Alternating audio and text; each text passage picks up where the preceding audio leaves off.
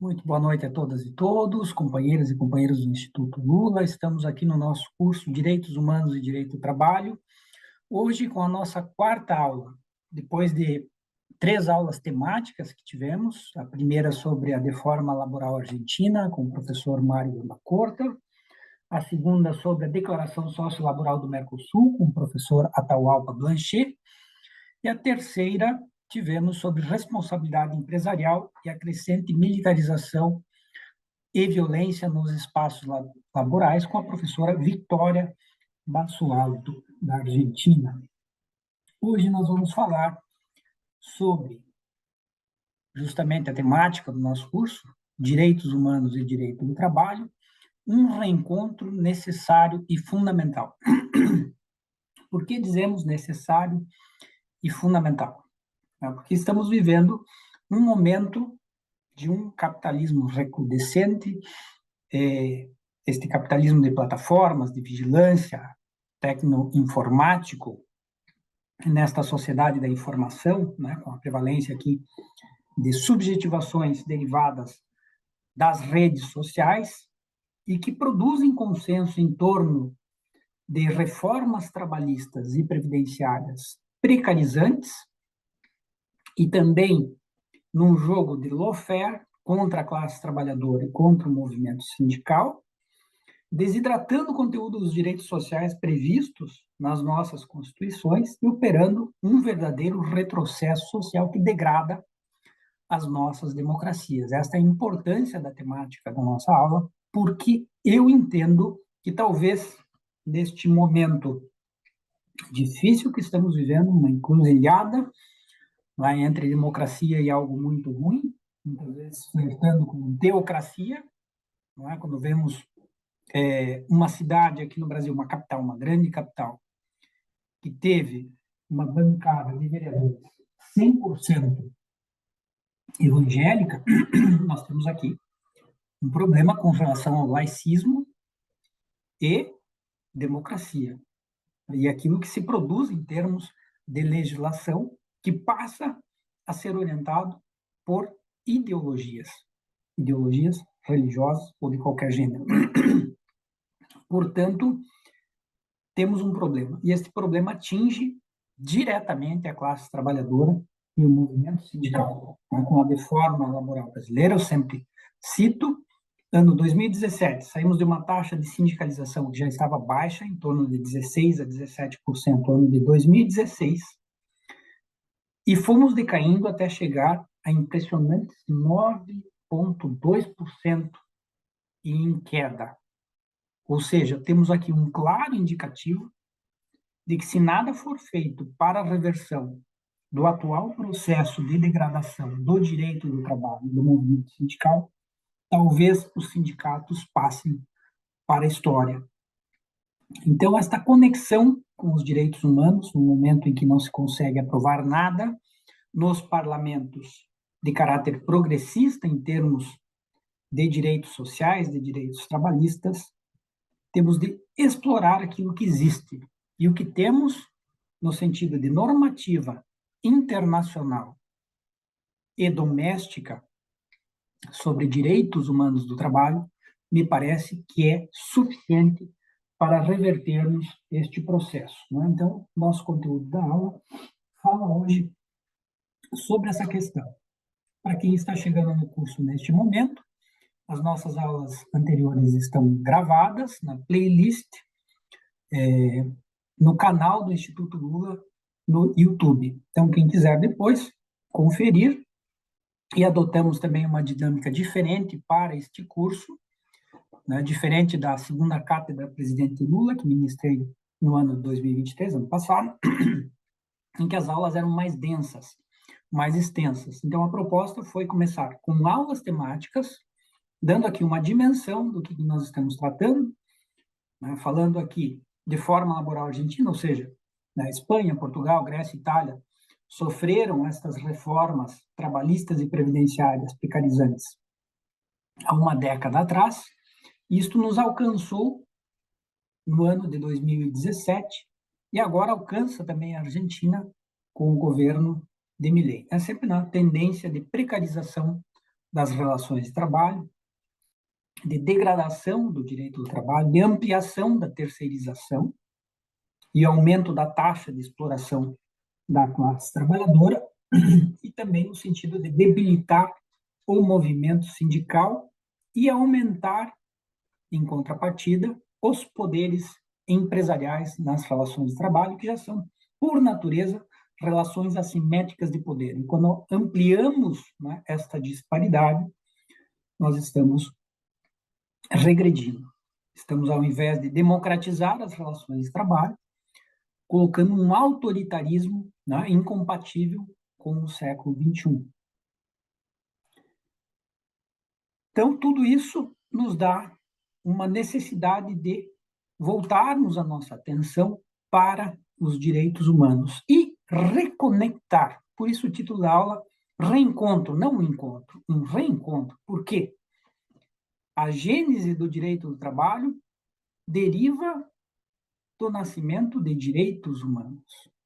Não é? E depois nós temos uma contratualização desses direitos humanos, o que também é incompatível com a própria natureza dos direitos humanos, mas que vai se sedimentar, né, ao longo do século XX e continua neste século, né, esta mercantilização, por assim dizer, dos direitos humanos do trabalho. Então, por isso é importante a gente fazer uma recontextualização histórica aqui da gênese do direito do trabalho com os direitos humanos, mostrando que os direitos trabalhistas são direitos de primeira grandeza, que se revestem das características dos direitos humanos e que, por isso, não admitem retrocesso social, regressividade.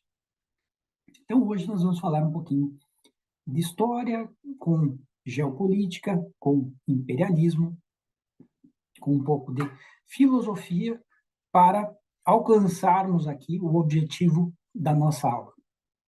Voltando um pouco atrás no tempo, né, em contraposição ao despotismo, ao feudalismo, se afirmam os direitos civis e políticos como um marco de respeito às liberdades individuais nas chamadas revoluções liberais que aconteceram na história, né? Podemos citar a Revolução Inglesa, com Bill of Rights, de 1689, depois a Revolução Americana, com a Declaração de Independência dos Estados Unidos, a Declaração de Virgínia, 1776, a Revolução Francesa e a Declaração dos Direitos do Homem e do Cidadão. Por que citamos? Vamos colocar este paradigma, que é o marco de transição da Idade Moderna para a Idade Contemporânea, a Revolução Francesa de 1789. Relembrando o contexto social da época, que girava em torno da insatisfação do chamado Terceiro Estado, no Ancien Régime, que era burguesia e camponeses. O primeiro estado era o clero, o segundo estado, nobreza, o terceiro estado, burguesia e camponeses, ou seja, as massas populares que se uniram naquele momento pela insatisfação com os privilégios do 1% que detinha naquele momento equivalente em posses e propriedades ao restante do 99%. Recomendo para vocês um documentário do Piketty, que é intitulado Capitalismo no século XXI, em que ele coloca uma preocupação de que, em pleno século XXI, nós voltamos a esta realidade do período pré-Revolução Francesa.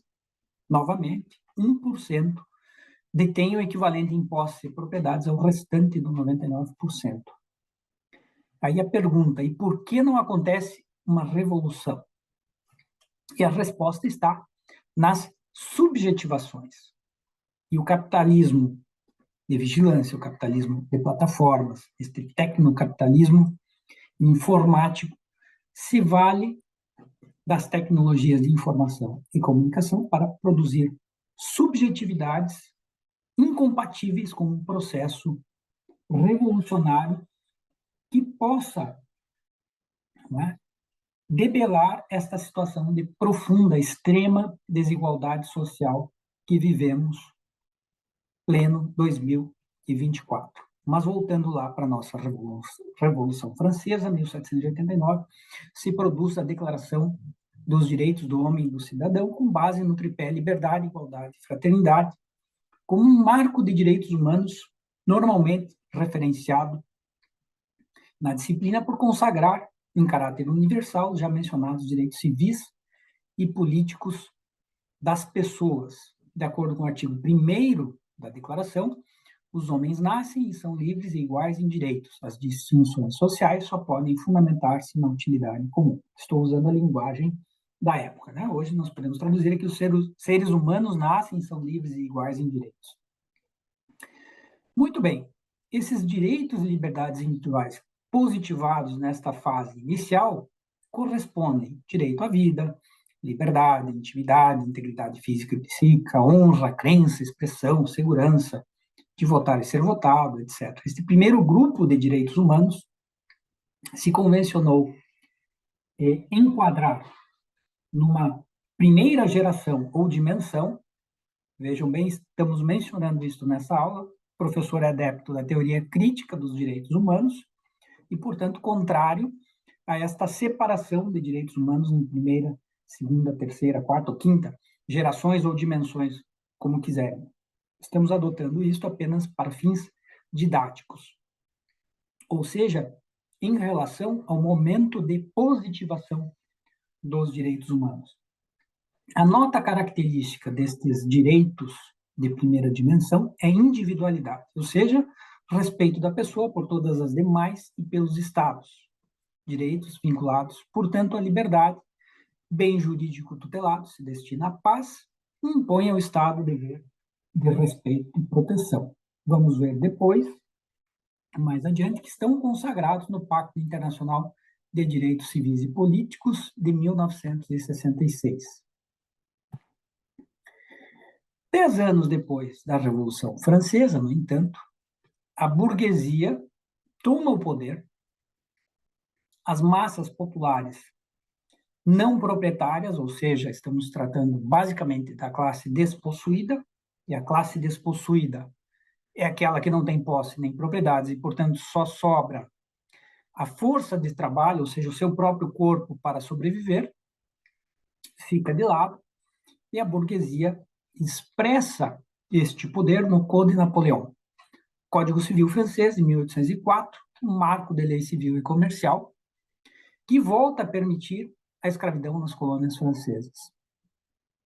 Todo o século XIX vai permanecer em torno desta primeira dimensão de direitos humanos, ou seja, desta primeira positivação de direitos humanos, né? Naquele momento, uma sociedade capitalista nascente da transição entre feudalismo, mercantilismo e capitalismo.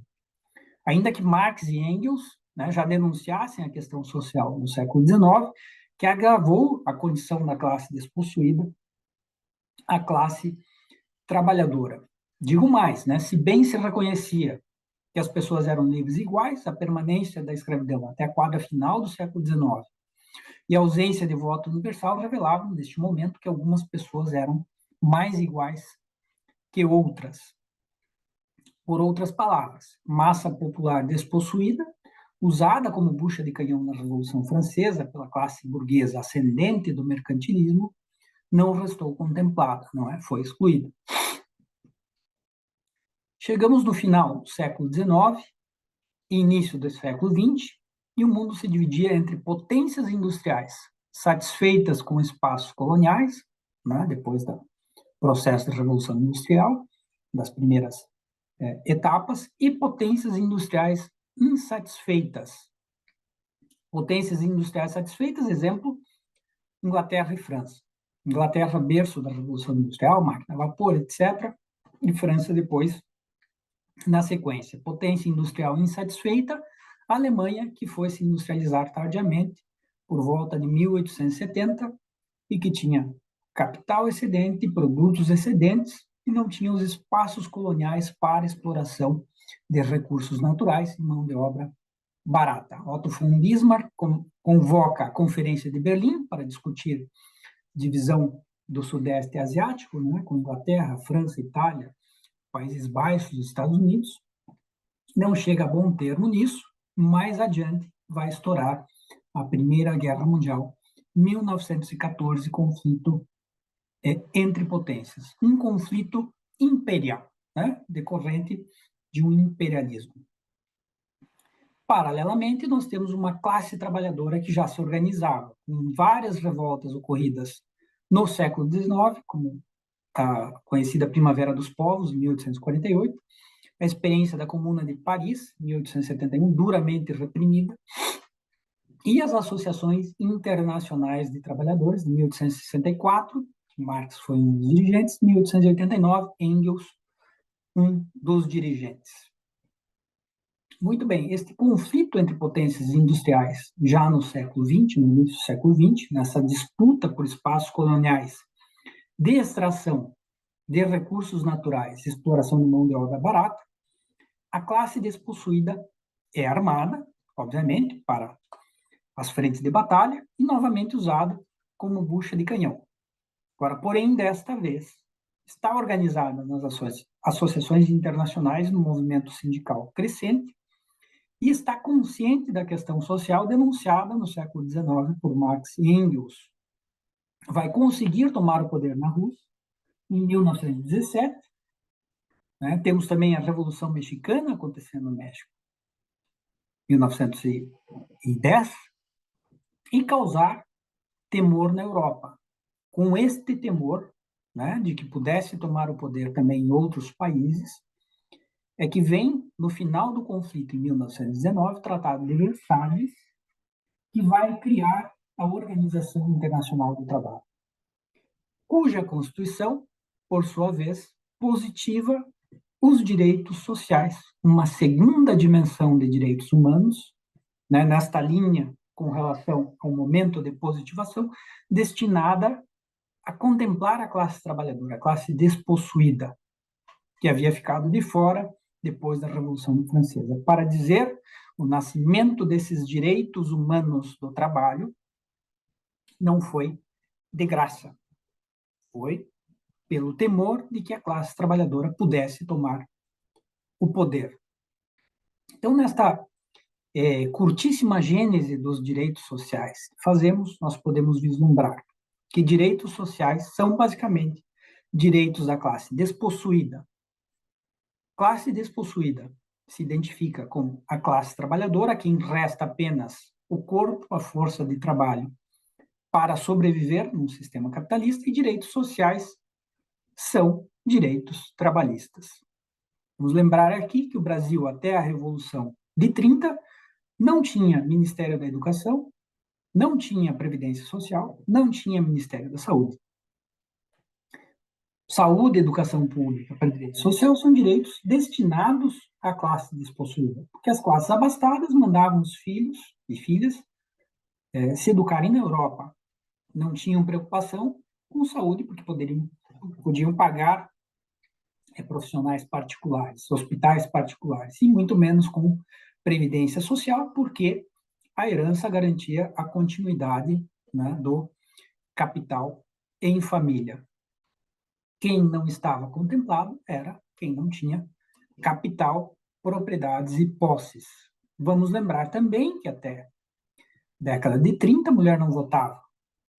E se temos dúvidas aqui com relação a esta identificação dos direitos sociais com os direitos trabalhistas, vamos abrir a nossa Constituição no artigo 6º, vamos ver a definição. São direitos sociais: a educação, a saúde, a alimentação, o próprio trabalho, a moradia, o transporte, o lazer, a segurança, a previdência social, a proteção à maternidade e à infância, a assistência aos desamparados. Toda esta gama de direitos destinada à classe não proprietária. Mas, como dito, isto não aconteceu de graça na história. Vamos abrir aqui o preâmbulo da Constituição da OIT, que eu costumo chamar de certidão de nascimento dos direitos sociais, dos direitos humanos do trabalho. O que diz o preâmbulo da Constituição da OIT? Considerando que só se pode fundar uma paz universal e duradoura com base na justiça social, considerando que existem condições de trabalho que implicam, para grande parte das pessoas, a injustiça, a miséria e as privações, o que gera um descontentamento tal que a paz e a harmonia universais são postas em risco, e considerando que é urgente melhorar essas condições. Por exemplo, relativamente à regulamentação das horas de trabalho, fixação de duração máxima do dia e da semana de trabalho, recrutamento da mão de obra, luta contra o desemprego, garantia de um salário que assegure condições de subsistência adequadas, proteção dos trabalhadores contra doenças gerais ou profissionais e consistentes no trabalho, proteção das crianças, dos jovens e das mulheres, pensões de velhice e de invalidez, defesa dos interesses dos trabalhadores no estrangeiro, afirmação do princípio a trabalho igual, salário igual, a afirmação do princípio da liberdade sindical, a organização do ensino profissional e técnico e outras medidas análogas. Considerando que a não adoção por parte de qualquer nação de um regime de trabalho realmente humano se torna um obstáculo aos esforços de outras nações empenhadas em melhorar o futuro dos trabalhadores dos seus próprios países. Esta é a Constituição da OIT, este é o preâmbulo da Constituição da OIT e nos dá a dimensão da preocupação naquele momento de entregar para a classe despossuída, né, um agrado, digamos assim, para que não tomasse o poder nos países capitalistas naquele momento de final da Primeira Guerra Mundial. Vamos lembrar, havia ocorrido uma Revolução Mexicana, que produziu a Constituição Mexicana em 1917, que é o primeiro documento de constitucionalização dos direitos sociais, porém limitado ao México. Havia, no meio da Primeira Guerra Mundial, ocorrido a Revolução Russa, 1917, produzindo a Declaração do Povo Trabalhador Explorado, de 1918, seguida ainda, no final da Primeira Guerra Mundial, pela tentativa de tomada de poder com o movimento espartaquista e Rosa Luxemburgo na Alemanha, né, que vai, então, produzir uma social-democracia, que foi a contra-revolução, digamos assim, o contra-golpe, com a Constituição de Weimar, que também antecipa a positivação desses direitos, constitucionalizando-os. Mas o certo é que quem efetivamente universaliza os direitos sociais é a Constituição da OIT. Então, por isso que eu costumo chamar de certidão de nascimento dos direitos sociais, dos direitos trabalhistas, dos direitos humanos do trabalho, que são direitos universais, absolutos, inalienáveis, inderrogáveis, irrenunciáveis, indivisíveis, dentre outras características. E vejam, da Constituição da OIT se dimana a fundamentalização dos direitos sociais nas constituições das democracias no pós-Primeira Guerra. Exemplo, a Constituição da Espanha, de 1932, exemplo, a Constituição do Brasil, de 1904. Aliás, se pegarmos uma comparação do artigo, dos artigos 6º ao artigo 11 da nossa Constituição, de 1988, com a Constituição de 1934, vamos ver que praticamente a maioria dos direitos que temos em 88 já está presente em 1934, e isso deriva da Constituição da OIT, e o Brasil é membro fundador da Organização Internacional do Trabalho. Bom, o acirramento do conflito entre potências industriais, desde a insatisfação da Alemanha, a grande derrotada na Primeira Guerra, que vai se somar aí a alguns eventos nos anos posteriores, como a quebra da Bolsa de Nova York em 1929 e seus efeitos, a ascensão do fascismo e do nazismo como formas de canalização da insatisfação das massas populares famintas e desempregadas na Itália e na Alemanha. E aí gostaria de fazer parênteses aqui para conectar com o nosso tempo, porque nós temos massas populares descontentes, precarizadas, desempregadas, neste momento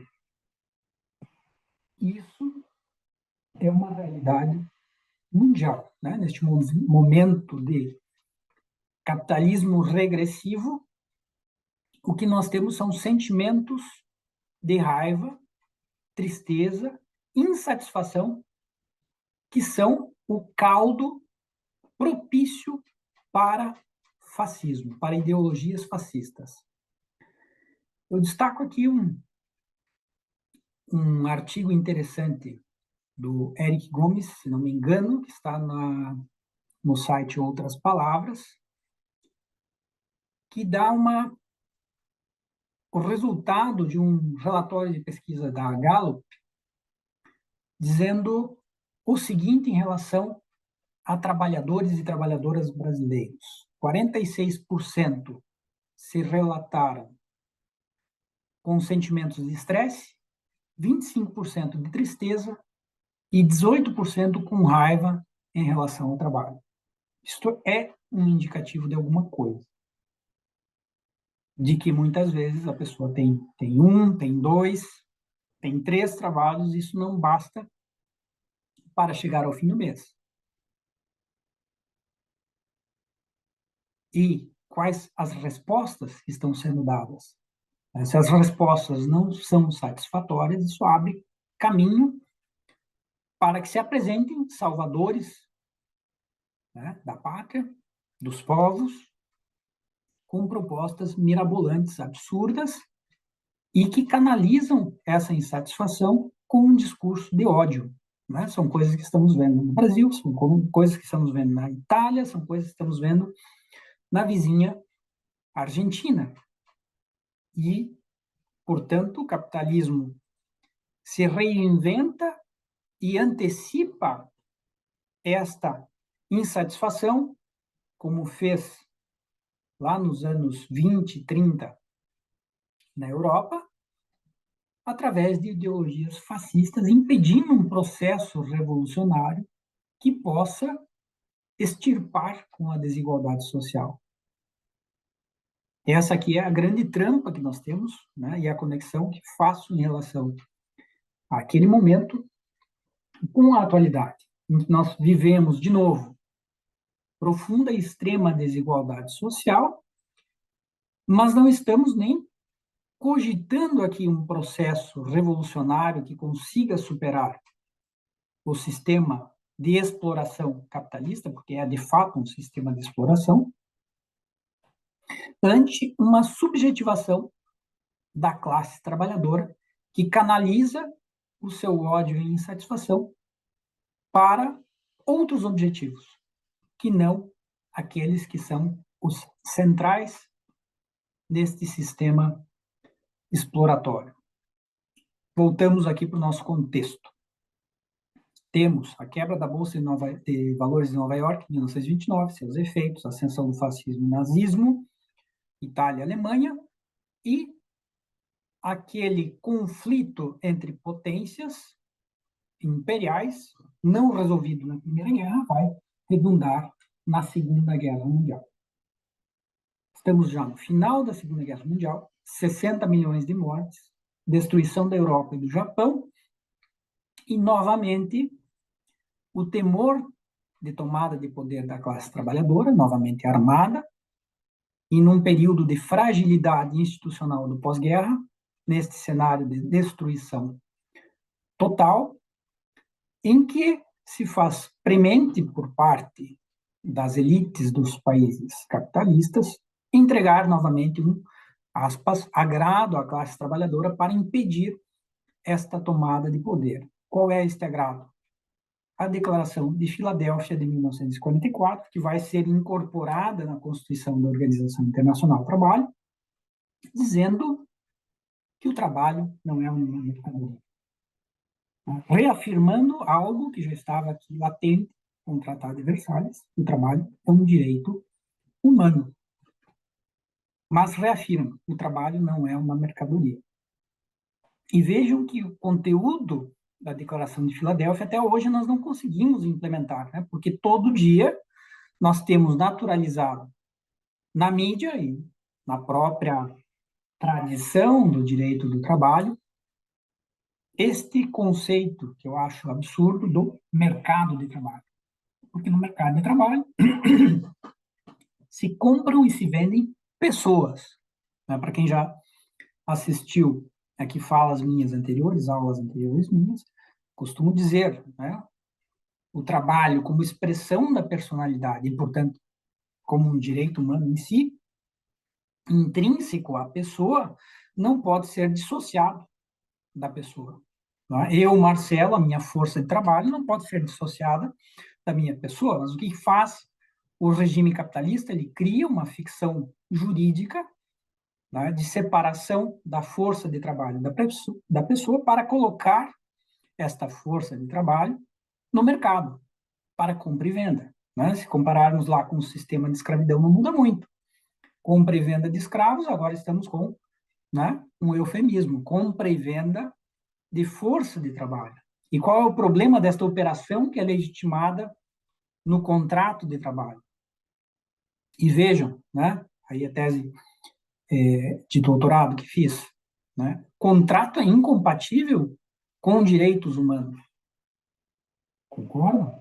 Se nós temos direitos inderrogáveis, inalienáveis, absolutos, com eficácia erga omnes, indivisíveis, integrais, intrínsecos ao ser humano, eu não posso colocar estes direitos no mercado. E o contrato que serve para veicular transações comerciais é impróprio para veicular direitos humanos. Assim como não podemos vender a nossa saúde, não posso vender a minha vida, não posso vender a minha liberdade. Mas o que faz o contrato de trabalho? No direito do trabalho tradicional, e nisso nós vamos chegar numa crítica que nos leva à atual crise do direito do trabalho. Ele legitima esta compra e venda de liberdade da pessoa. Podemos voltar à Grécia Antiga, em que se entendia que quem necessitava vender, colocar, empregar a sua força de trabalho para sobreviver, não era livre. E aí se distinguia entre trabalho por conta própria e trabalho por conta alheia. Quem trabalhava por conta alheia não se entendia como uma pessoa livre. E vejam, nós estamos em século XXI. E as pessoas dentro da jornada de trabalho não são livres. Elas têm que cumprir horário, elas estão subordinadas juridicamente através desta operação do contrato de trabalho, e elas cumprem ordens obedecendo aos poderes, diretivos empresariais na instituição que Noam Chomsky coloca como a mais antidemocrática do mundo, que é a empresa. Por quê? Manda mais quem tem mais capital e ponto.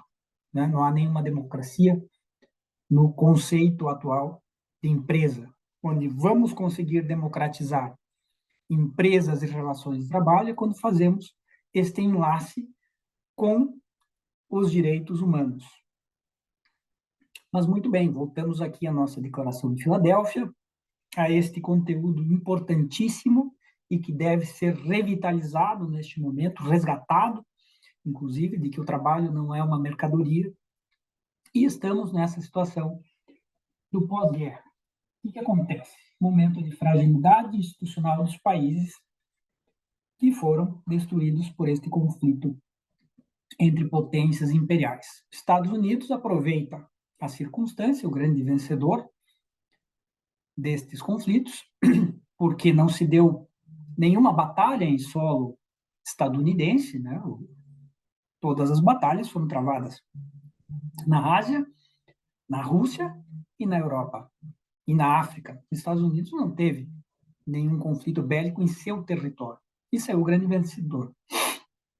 Oferta o Plano Marshall à Europa como uma forma de contenção do comunismo, porque aqui nós temos que lembrar, em 1945 nasce a divisão polarizada do mundo.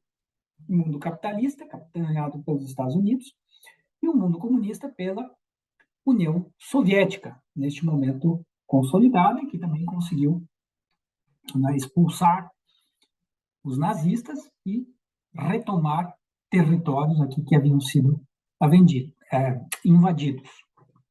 Neste período, vamos lembrar, a Alemanha foi dividida, parte ficou capitalista, parte comunista. Países do chamado leste europeu, como Polônia, Hungria, Turquia, Croácia e Ucrânia, que foram libertados pela União Soviética, né, se tornaram comunistas. E neste contexto, colegas, que nós temos aqui um processo de resgate dos direitos humanos, depois desta ruptura provocada pelos conflitos armados mundiais, numa visível aceleração, implementação e desenvolvimento dos direitos humanos, porque junto com a Declaração de Filadélfia, vem a Carta Constitutiva da ONU, das Nações Unidas, em substituição à extinta Liga das Nações, que não deu certo, né, criada lá com a Primeira Guerra Mundial, e se produz a Declaração Universal de Direitos Humanos em 1948. Estas características que mencionei para vocês, de universalidade e indivisibilidade dos direitos humanos, por exemplo, já vêm aqui, vão aparecer na Declaração Universal de Direitos Humanos de 1948.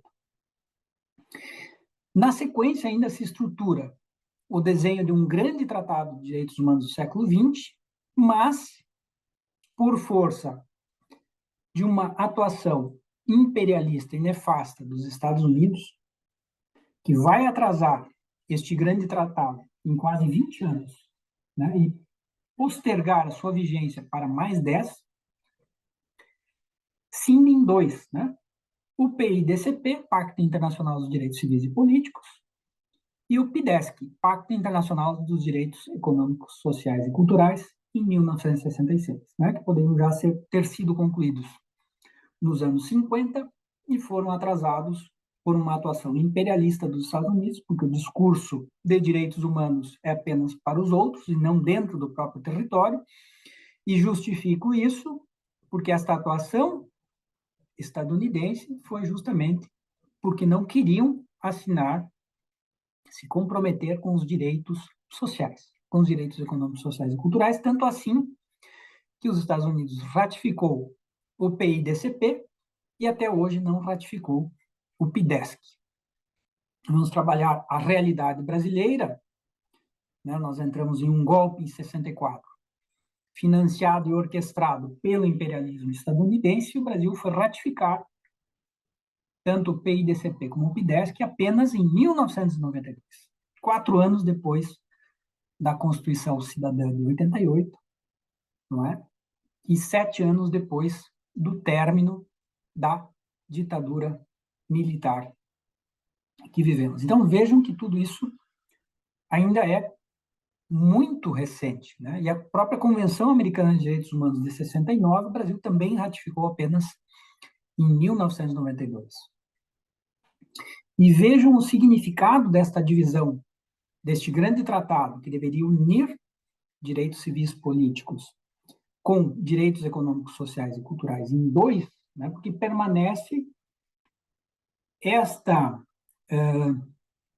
digamos, tendência de se menosprezar estes direitos sociais, os direitos trabalhistas, os direitos humanos do trabalho, em cotejo dos direitos civis e políticos. E nisso nós vamos encontrar a assertiva na Declaração Universal dos Direitos Humanos, por força também do imperialismo estadunidense, que os direitos econômicos, sociais e culturais são um ideal a ser obtido, a ser atingido. Tá? Ou seja,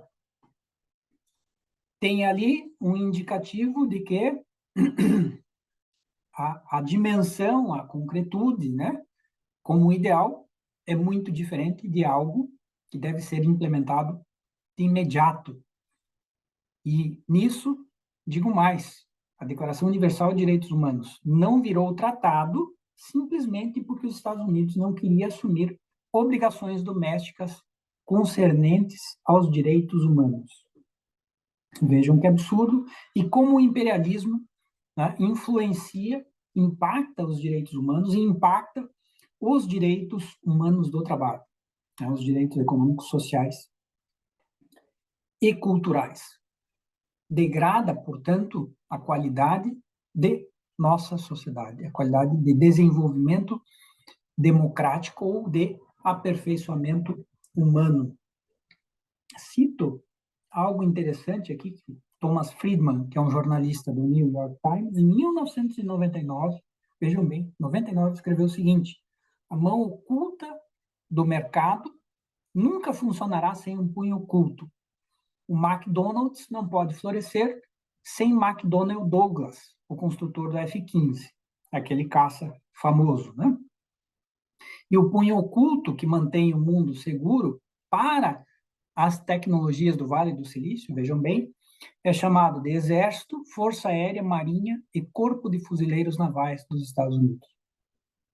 Esta é a mão invisível do mercado, né? Garantida por um punho oculto, e não por acaso, Estados Unidos é o único país do mundo que tem uma frota naval para cada parte do globo terrestre, né?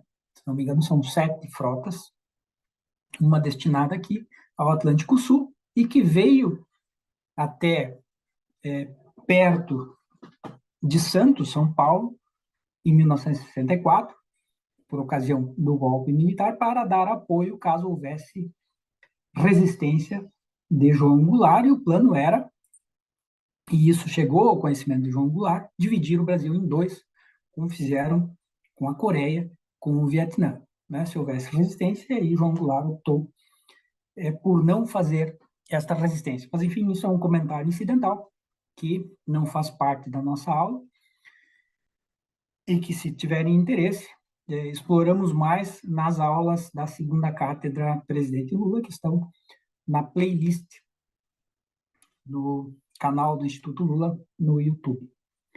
Muito bem, mas eu mencionei aqui 99, tecnologias do Vale do Silício. Tecnologias do Vale do Silício, colegas, nós vamos lembrar, gestaram as tecnologias de informação e comunicação que movem as redes sociais de hoje.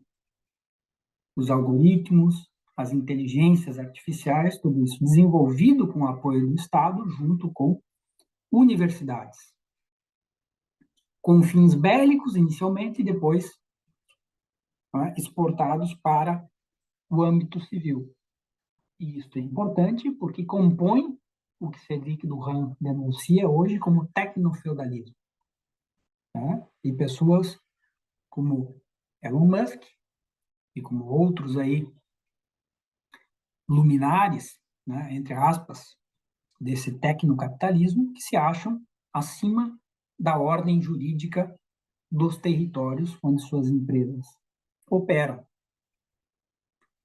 Isso vai gerar, depois, o consenso do Vale do Silício, que traz a ideologia do empreendedorismo, que hoje subjetiva a classe trabalhadora e impede a consciência de classe, a retomada, o resgate da consciência de classe, né? Onde se identifica a pessoa que vende sua força de trabalho, agora não mais vende, ela empreende a sua força de trabalho, né? O nano ou microempreendedor de si mesmo. A empresa de si mesmo, né? Quando a pessoa se entende, se identifica como uma empresa, ela se coloca em oposição a direitos trabalhistas, ela se coloca em oposição ao movimento sindical. Aqui está a trampa deste tecnocapitalismo atual, né? Que provoca uma subjetivação que quer fugir desta proteção social, porque não se entende abrangido por isso, por mais precarizado que esteja. Né? Isso se conecta profundamente com ideologias fascistas que depois vão acabar minando as nossas democracias. Pois bem, voltamos aqui para o que estamos tratando. Falei para vocês que se desenhou um grande tratado de direitos humanos do século XX, no pós-Segunda Guerra, por força de atuação imperialista nefasta dos Estados Unidos. Houve um atraso e a cisão em 2 pactos, né, o Pacto Internacional dos Direitos Civis e Políticos e o Pacto Internacional dos Direitos Econômicos, Sociais e Culturais, em 1966, que entraram em vigência apenas em 1976. Mas, de qualquer forma, estes dois pactos são os referentes na busca de efetividade desta segunda dimensão de direitos humanos, pois está escrito em ambos que não há direitos civis e políticos sem direitos sociais. O que isso significa, traduzindo? Que não adianta eu votar, não é, se eu não tiver condições de subsistência, se eu não tiver condições de sobrevivência. Eu não sou livre, né, se eu não tiver condições de sobrevivência. E as condições de sobrevivência, a estrutura de uma vida digna, ela é conformada pelos direitos sociais, pelos direitos humanos do trabalho, que alcançam esta possibilidade num sistema capitalista, a classe despossuída, que não é provida de capital ou de propriedades. Então, rememorando, após as consequências e transformações provocadas pela Revolução Industrial iniciada no século XVIII, vão surgir as lutas pelo reconhecimento de direitos econômicos, sociais e culturais, como direito ao trabalho, a uma remuneração justa, educação, saúde, qualidade de vida, seguridade social, moradia, proteção da família, infância e juventude, etc.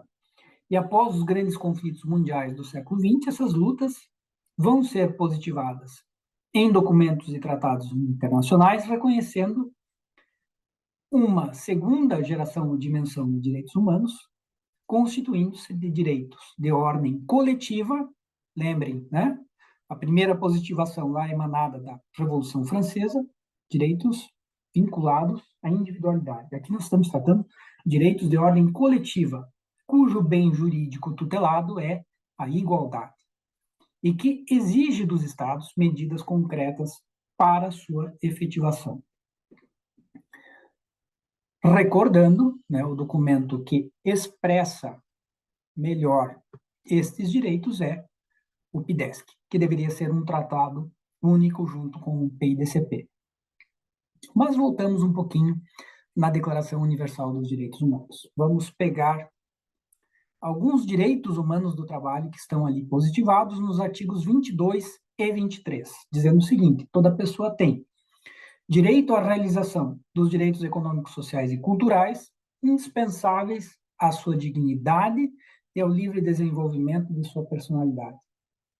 Direito ao trabalho, à livre escolha do trabalho. Faço um parênteses, porque isso será objeto de uma aula específica. Esse direito à livre escolha do trabalho, até o presente momento, nós também não conseguimos implementar na atualidade. Salvo poucos países, especialmente países nórdicos, que têm projetos de renda universal implantados, né? Nos demais, onde eu não tenho a cobertura da sobrevivência garantida pelo Estado de forma universal, né? Este direito à livre escolha não é efetivo, porque eu vou poder escolher livremente um trabalho quando eu não tiver preocupação com a fome. Enquanto a fome for o argumento ad terrorem, né? Ou passa fome, ou vai para a prisão, ou suporta as condições de trabalho que estão sendo oferecidas e cada vez mais precárias, né? Não há livre escolha do trabalho. É quase um trabalho forçado. E vejam, isso é um direito humano fundamental da pessoa. Então, nós temos que fazer esse reencontro aqui, direitos humanos, direito do trabalho, de uma forma mais ampla. Né? Não pensar que direitos trabalhistas são apenas aqueles vinculados à limitação de jornada, ao salário, ao descanso semanal remunerado. Né? Eles são um pouco mais amplos do que isso. É direito à cultura, a lazer, este direito a ter a cobertura da sobrevivência, ou seja, renda universal.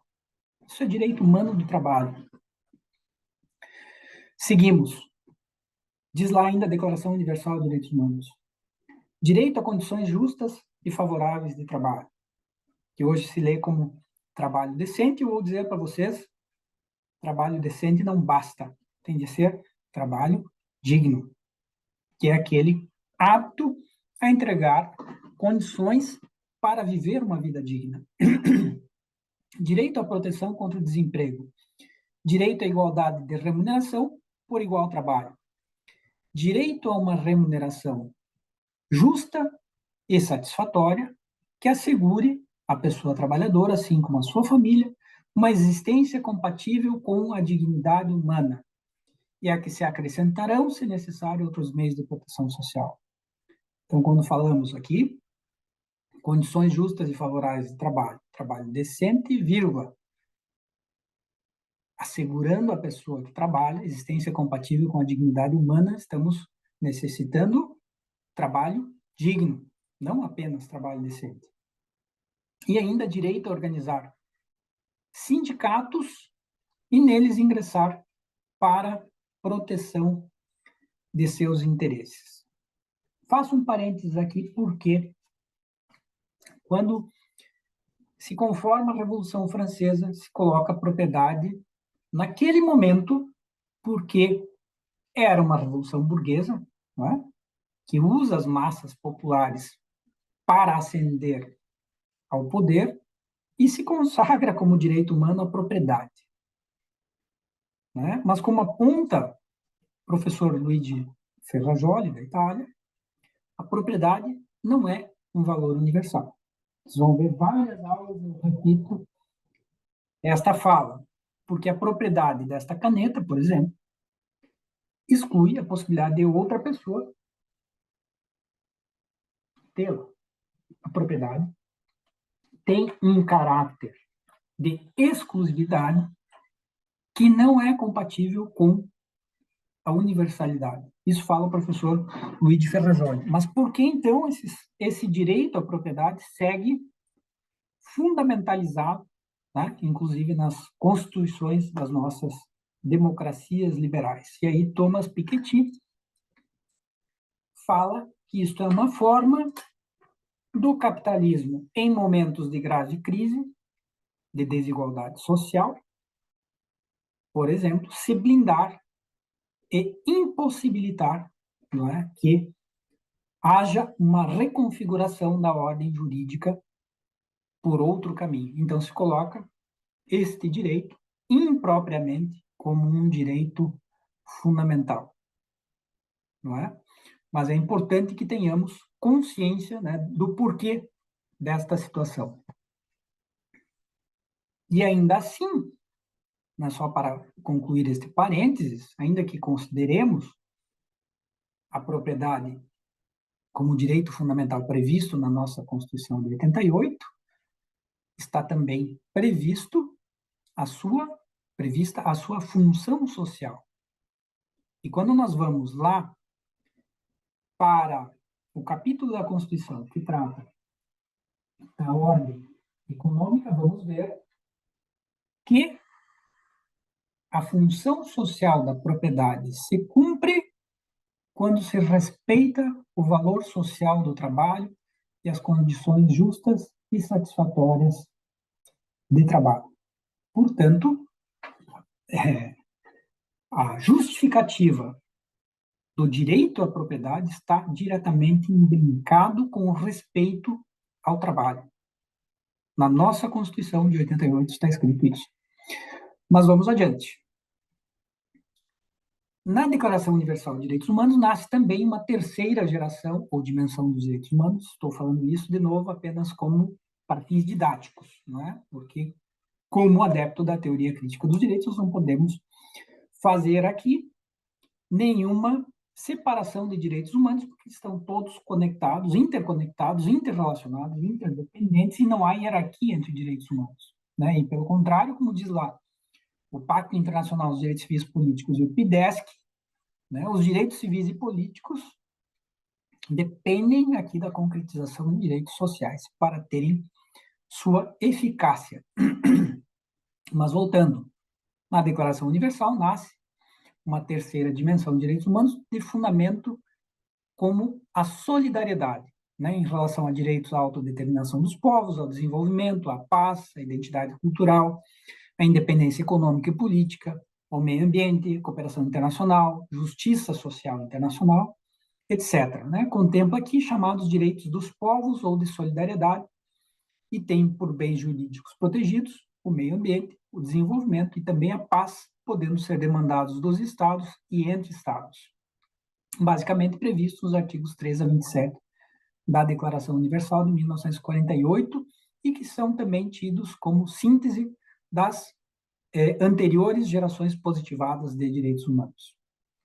Voltamos um pouquinho ao PIDESC de 66.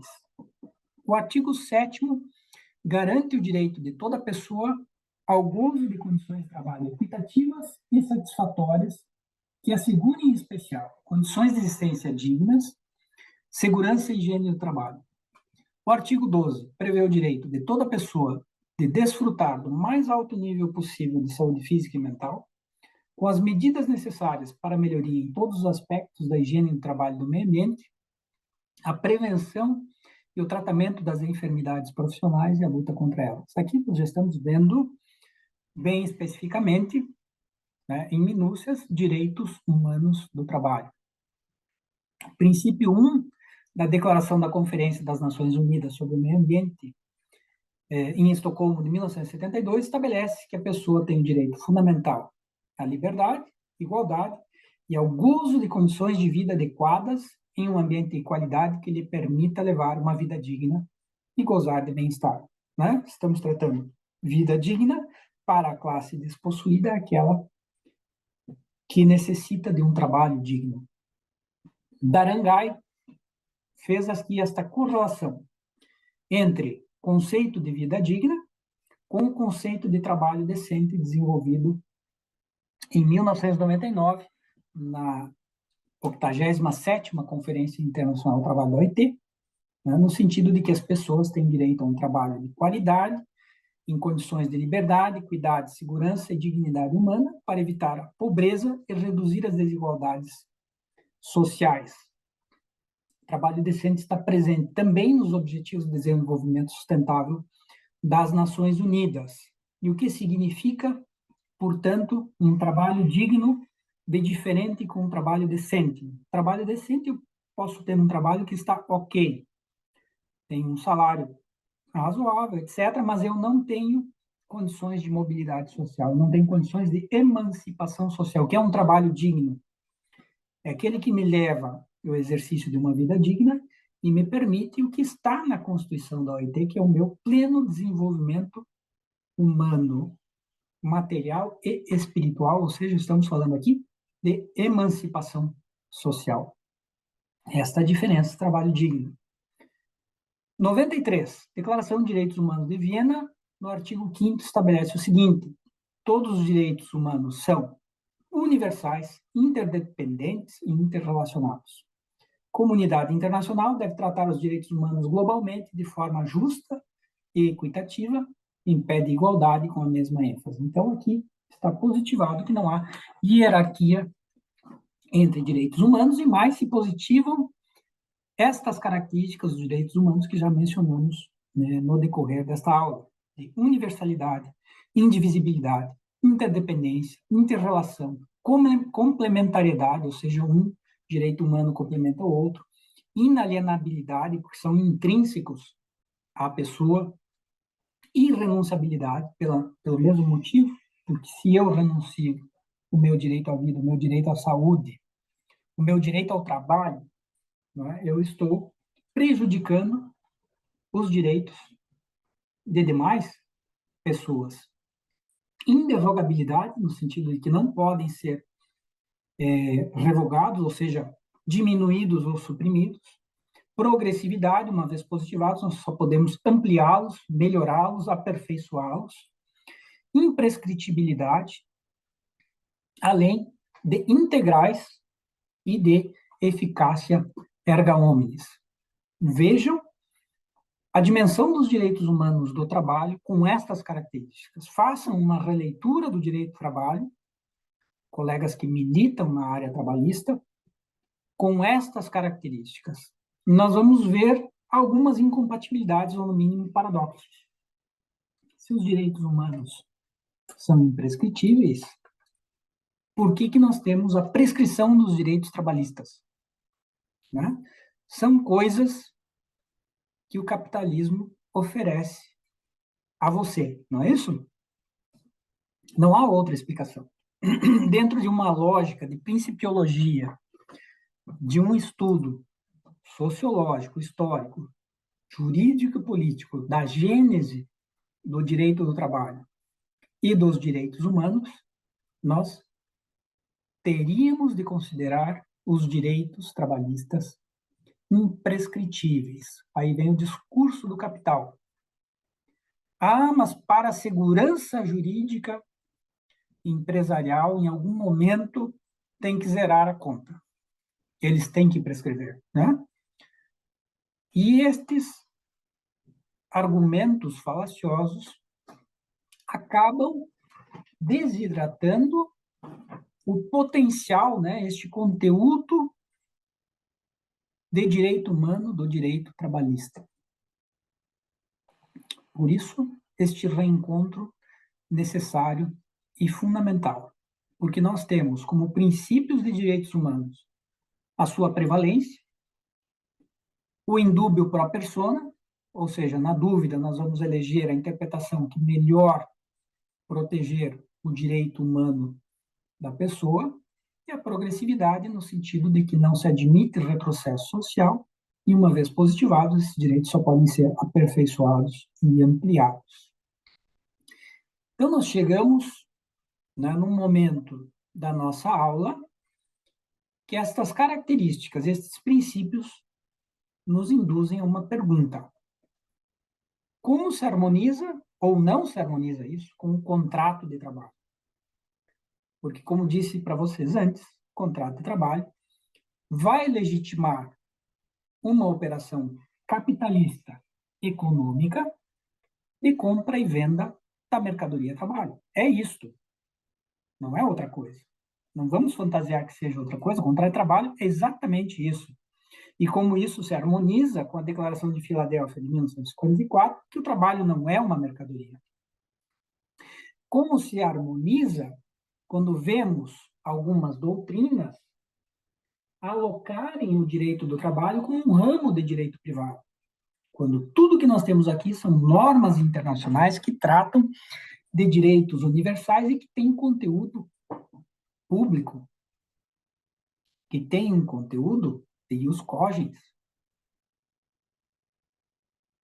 Não temos como alocar trabalho humano no âmbito da iniciativa privada. Isso é uma excrescência que o regime capitalista nos oferece. Como se pode pretender criminalização de protestos sociais? E eu cito o exemplo de Meloni na Itália, Giorgia Meloni na Itália, ou de Milei na Argentina, que Horácio nos acompanha desde o Tigre, ou do próprio direito humano de greve. Né? Porque se está fazendo uma cruzada contra a classe trabalhadora, contra o movimento sindical, desde subjetivações que vêm através destes aparatos do mal, como costumo dizer nas minhas aulas. Não é? Agora, ainda que tenhamos contrato de trabalho e toda uma doutrina construída nesse sentido, né, nós podemos fazer uma releitura do direito do trabalho desde uma outra perspectiva. E esta outra perspectiva é a que nós estamos propondo neste curso em torno a esta reconexão com os direitos humanos. Já vamos aqui para o nosso final da nossa aula, mas eu gostaria de tratar mais algumas coisinhas com vocês. Biopoder e instituições de sequestro. Vamos pegar um pouquinho de Foucault, que falava, no contexto de uma sociedade industrial, nas instituições de sequestro, né, que retiram compulsoriamente as pessoas do espaço familiar ou social, e interno para moldar condutas, disciplinar comportamentos, formatar pensamento ou, melhor, normalizar, né? Criar corpos dóceis para o modo de produção capitalista. Isso se faz através de operações que buscam a extração da totalidade do tempo da vida da pessoa trabalhadora a favor do mercado. Nesse sentido, publicidade e consumo, por exemplo, são mecanismos de controle do tempo. Tudo com um objetivo: transformar o corpo em força de trabalho. E aí, Foucault fala na constituição de um poder equivalente econômico e político e que se desenha nas instituições como um micropoder das pessoas que estão aí, de punir e recompensar, upar, vigiar, castigar. E também um poder epistemológico na extração e apropriação do saber da pessoa e que nós podemos traduzir na lei imperial, a lei do capital, né, nos direitos de propriedade industrial e intelectual que blindam as tecnologias em favor dos detentores do capital, das empresas, né, impedindo que as pessoas que efetivamente desenvolvem aquelas tecnologias possam se beneficiar dos frutos do seu trabalho. E o contrato de trabalho, buscando aí uma filosofia Foucaultiana, o que ele faz? A transformação do tempo das pessoas em tempo de trabalho, que é uma operação que promove a colocação das pessoas no mercado. Então, tudo isso é uma ficção jurídica capitalista. O contrato de trabalho é uma ficção jurídica capitalista. Foucault falava ainda nesta sociedade industrial que se configurava como um modelo de sociedade disciplinar através destas instituições de sequestro, prisão, escola, hospitais, quartéis assemelhados à fábrica, para induzir nas pessoas esta produção de corpos dóceis para implementar a disciplina da produção. E esta disciplina, como maneira de se exercer o poder, e uma relação de forças que só reprime em última instância, né, faz a produção de uma individualidade em que cada um é vigia de si e dos outros. Foucault fala que a tecnologia política da sociedade disciplinar é o biopoder, a biopolítica, e que, nesta versão do castigar, do punir, né, faz a operação pelo encarceramento e confinamento massivo.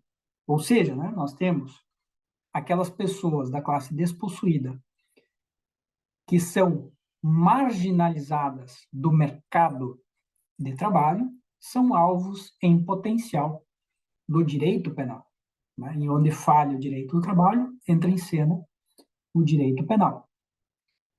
Herbert Marcuse, num livrinho chamado Sociedade Carnívora, né, comenta a redução da pessoa a um status de instrumento e a um estado de coisa no sistema capitalista. Ou seja, os direitos humanos do trabalho existem, estão positivados, mas daí a efetivação, né, se promove uma longa subjetivação das pessoas e uma construção hegemônica, né, que impede que se vislumbre este efetivo potencial desses direitos humanos do trabalho na prática.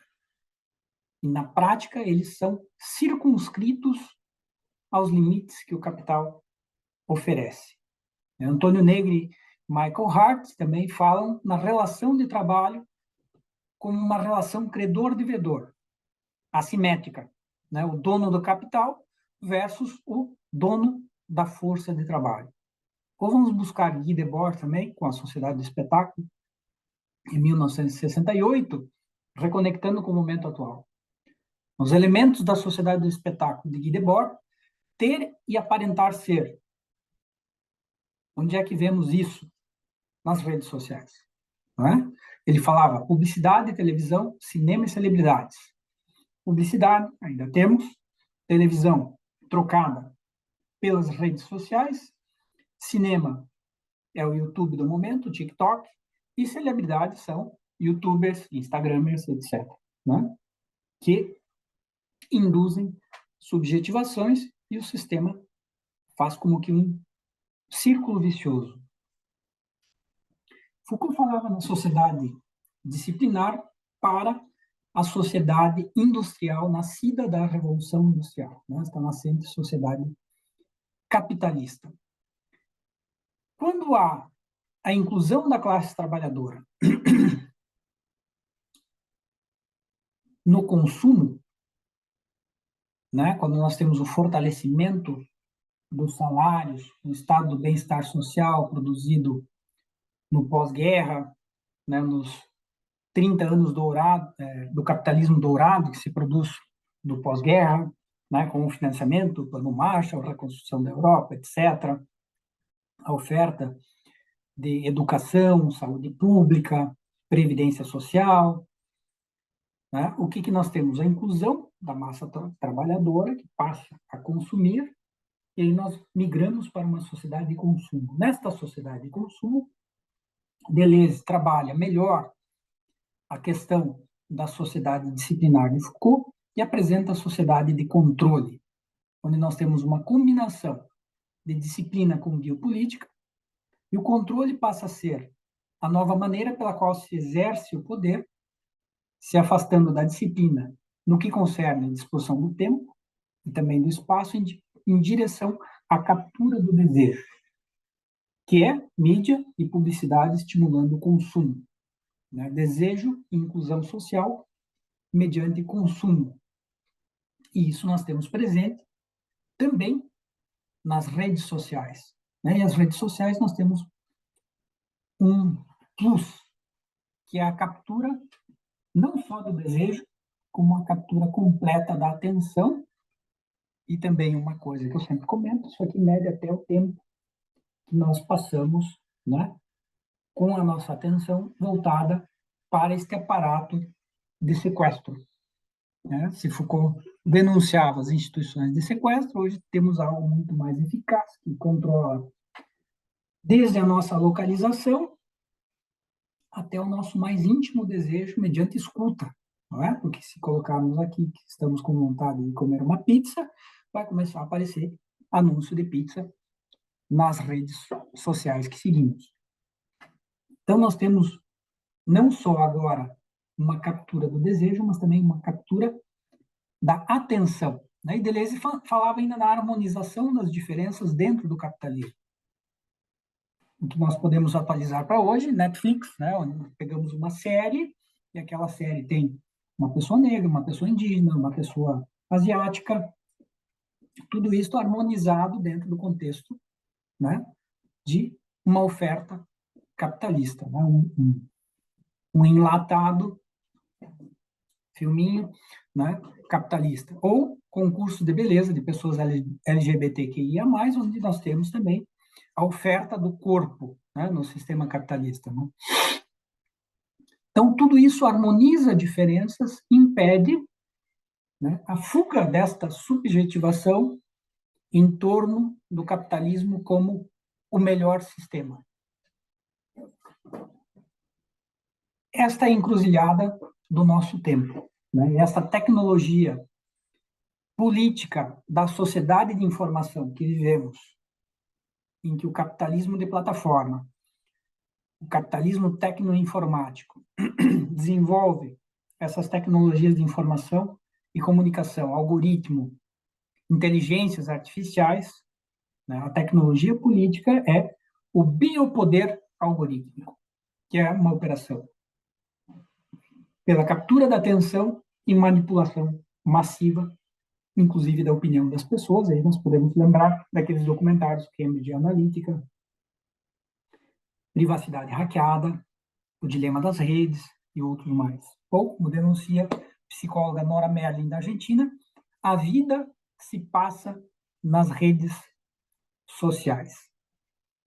Então, este é o dilema do nosso momento, né, em que alcançamos um alto grau de desenvolvimento tecnológico, mas esta tecnologia não é utilizada em favor das pessoas, do ser humano, né, do aperfeiçoamento material e espiritual da humanidade, mas sim apenas para benefício de poucos, né, que detêm esta tecnologia blindada por aparatos jurídicos de defesa da propriedade, né? E que aqui nós podemos ver leis de propriedade intelectual e industrial. Vejam que estes aparatos tecnológicos, estas TICs, este biopoder algorítmico, né, ele nivela por baixo a opinião e o senso comum, com base em inteligência artificial. Eu vi esses dias uma imagem interessante, né, num quadro, em que temos uma diversidade de pessoas se encaminhando para um portal, né, que tem lá o letreiro ChatGPT.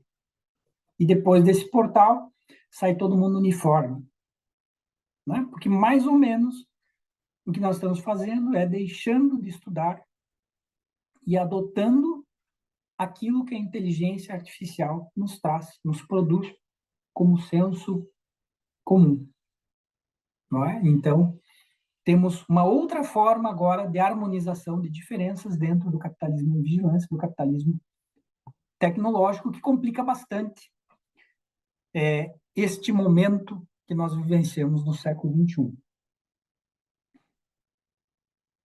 Eric Gomes, naquele artigo que eu mencionei para vocês, no site Outras Palavras, intitulado O Preço Emocional do Trabalho, disse o seguinte: a precarização molda subjetividades e o Brasil tem indicadores laborais de tristeza e raiva altíssimos. Este é o cenário perfeito para a canalização de ódio e insatisfação por ideologias fascistas que desacreditam a política e a democracia e que degradam o direito do trabalho e que degradam o movimento sindical. Qual é o problema do nosso direito do trabalho tradicional e por que ele se encontra em crise nesse momento? Tudo isso está conectado com este processo histórico de construção do direito do trabalho, desassociada da sua gênese como direitos humanos. Ele se adequou a um modelo de subordinação da pessoa trabalhadora nas relações de produção capitalistas, legitimando uma relação assimétrica de poder numa operação de compra e venda através do instrumento jurídico do capital, que é o contrato.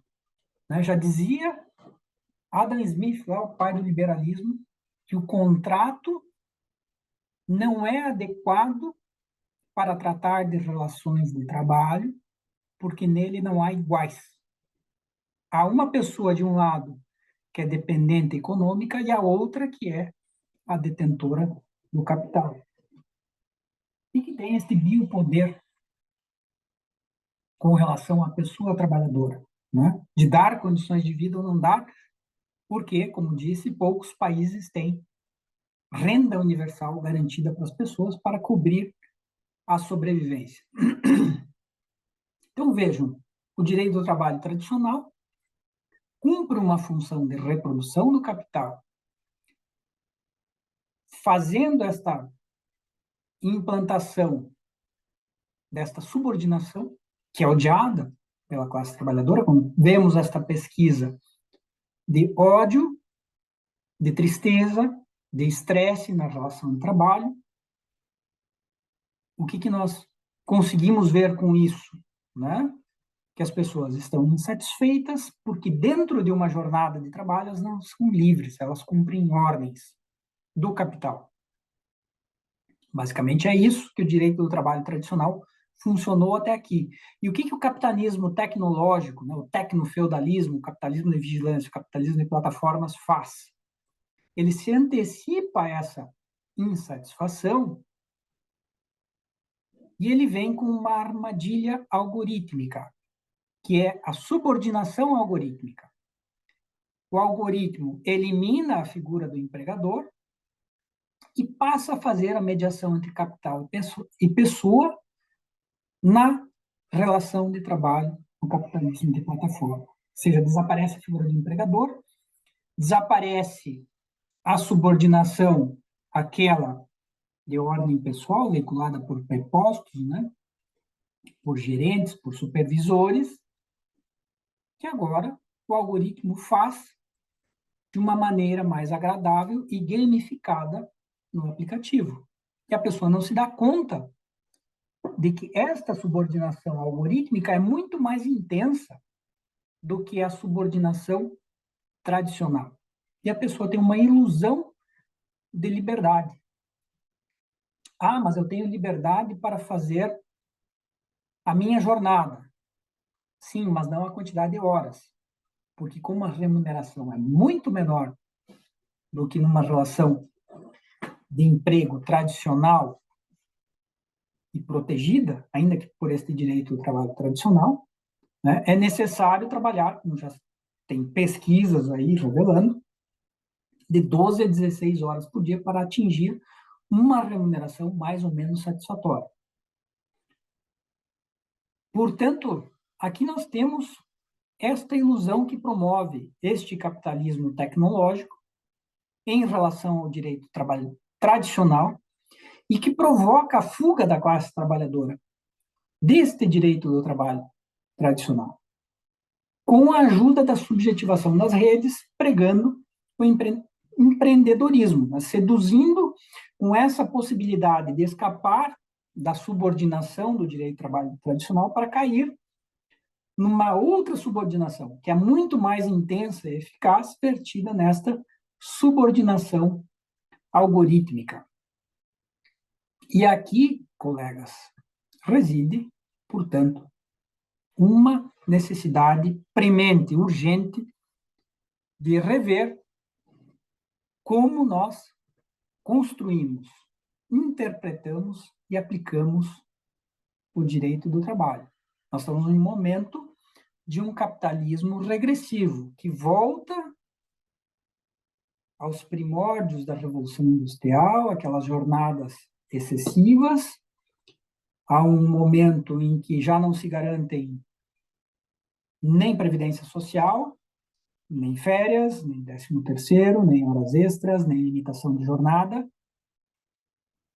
para as pessoas trabalhadoras, porque se aumenta a taxa de exploração através deste aparato e das novas tecnologias, né, que iludem as pessoas trabalhadoras e acabam exterminando o movimento sindical, impedindo a conexão das pessoas trabalhadoras entre si, esta solidariedade que fazia a consciência de classe e que, portanto, né, nos trazem num momento muito difícil e perigoso da humanidade, né? Porque, como disse, estamos flertando aqui com o fascismo, porque as pessoas não vão deixar de estar insatisfeitas com a sua situação de vida, tristes, estressadas, né? Ou com raiva, ou com ódio, porque entra um algoritmo, né? Isso só mascara uma situação de extrema precariedade e toda essa insatisfação ela vai ter que ser canalizada para algum lado. E aí surge, né, este fenômeno que estamos vendo de neofascismo espraiado mundo afora. Portanto, para concluir a nossa aula de hoje, até acabei me elastecendo um pouquinho, né, este reencontro necessário e fundamental do direito do trabalho com os direitos humanos, né, ele dá visibilidade aos direitos trabalhistas como direitos humanos desde sua gênese, nos permite abandonar elementos coloniais da relação de trabalho, como a subordinação, os poderes diretivos empresariais e o contratualismo, para buscar emancipação social da classe trabalhadora, para dar força e efetividade para alguns direitos que estão consagrados na nossa Constituição, não só na nossa, como Portugal, Espanha, Argentina, de participação da classe trabalhadora nos lucros, de participação da classe trabalhadora na gestão empresarial, né, que até hoje estão lá como direitos fundamentais, mas não saem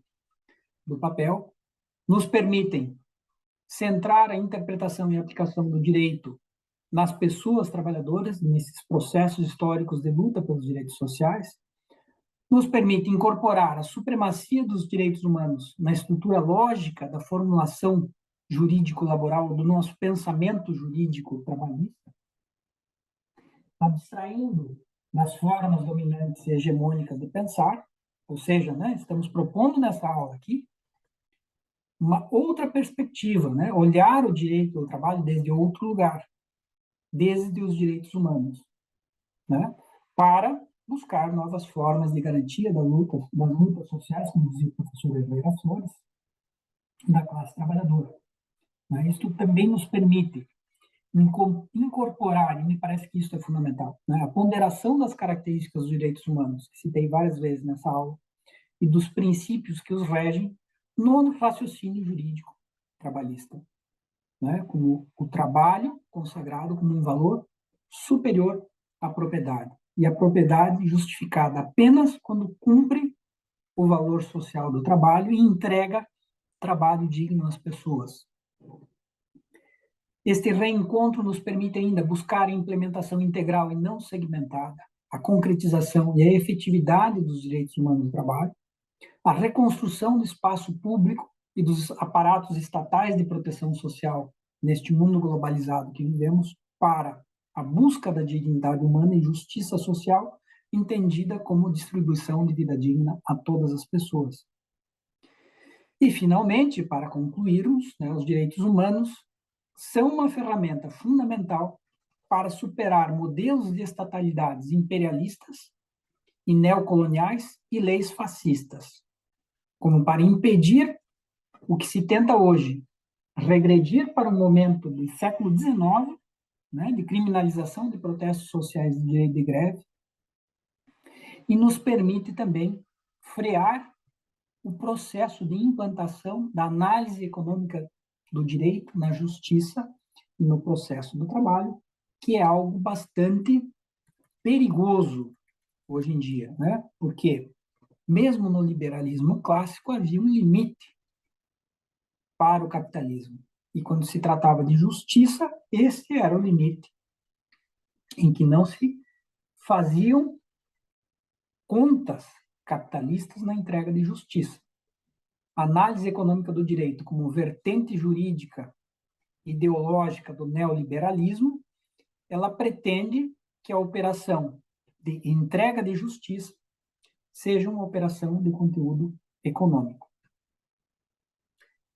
E isto é bastante complicado, porque nós temos na Suprema Corte Argentina um setor que já faz análise econômica do direito nas sentenças do Poder Judiciário, e nós temos ministros aqui na nossa Suprema Corte, né, que têm livros publicados e defendem especificamente a análise econômica do direito, e mais, nós formos para o próprio Conselho Nacional de Justiça, né, o relatório anual Justiça em Números não é nada mais, nada menos do que análise econômica do direito. Então, são coisas que vão sendo naturalizadas e que cada vez mais afastam o direito do trabalho dos direitos humanos e cada vez mais legitimam um aumento da taxa de exploração a níveis, né, do início da Revolução Industrial, do início do capitalismo. Então, por isso, insisto com vocês, né, que voltem os olhos aqui para esta questão dos direitos humanos, e faço propaganda aqui do meu livro, Enfoque de Direitos Humanos aplicado às relações de trabalho. A aula de hoje foi parte do primeiro capítulo, né, relativo a esta dinâmica, né, de nascimento dos direitos humanos e do próprio direito do trabalho. Espero que tenham gostado, né, e nos vemos na nossa próxima aula, porque hoje eu passei aqui bastante do nosso horário previsto. Muito obrigado pela presença. Para quem nos assiste de forma assíncrona, né? Espero que tenham gostado e volto a repetir que as primeiras aulas estão disponibilizadas na playlist do Instituto Lula, junto ao YouTube. Muito obrigado e boa noite.